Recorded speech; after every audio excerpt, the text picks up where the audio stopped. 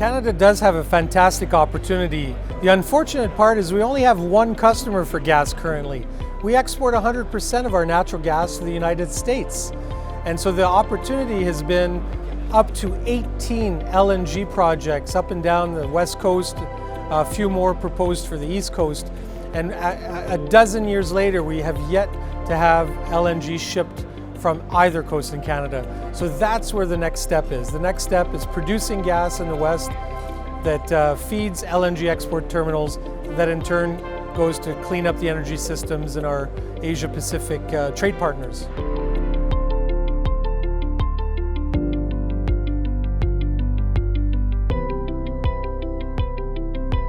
Canada is a blessed country. We have so many resources. We are completely energy self-sufficient. Not a lot of countries can say that. We have more than enough hydroelectricity. We have more than enough gas, and we have more than enough crude oil, petroleum products. We can export it to many countries around the world. We don't have to import 1 joule of foreign energy if we don't want to.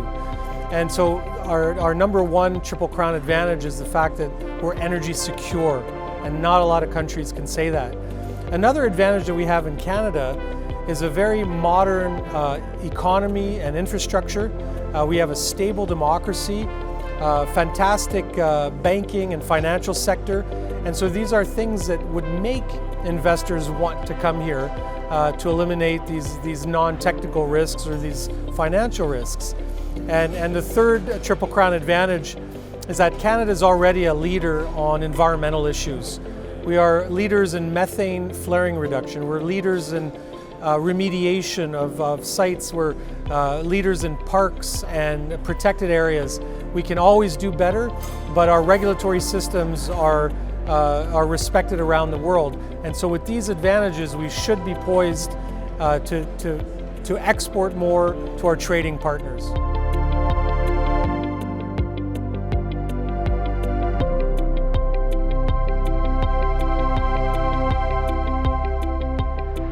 It is unfortunate that in spite of being a top 5 producer of all forms of energy, that we haven't broken out of the North American market.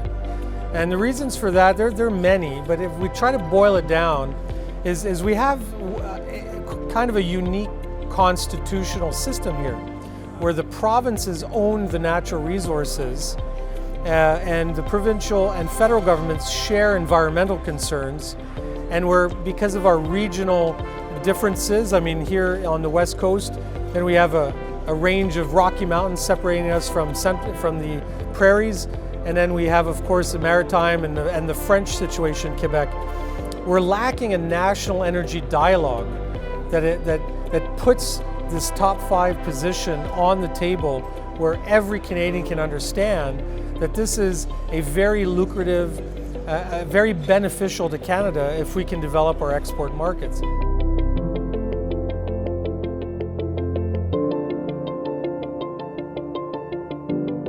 Well, right now we're very optimistic for one of them that should start exporting in Q4 2023.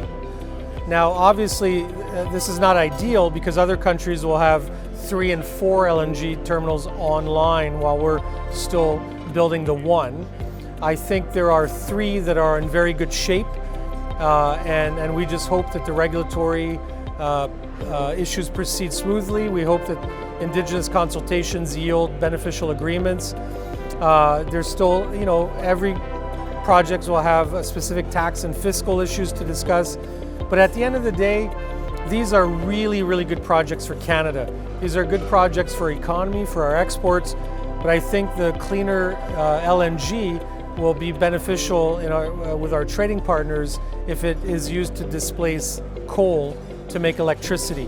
So I think even on a global scale, it has its advantages.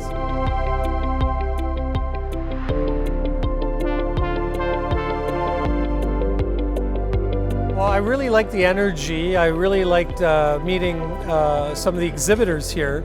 This is a fantastic space. Having a conference and exhibition on the West Coast is always a good thing. But I think it's the shared learning opportunities that we have. Talking to people from industry, from government, myself, an academic, And I think those conversations are so beneficial. We need to mix more. We need to have more of these opportunities to spread those conversations across the silos.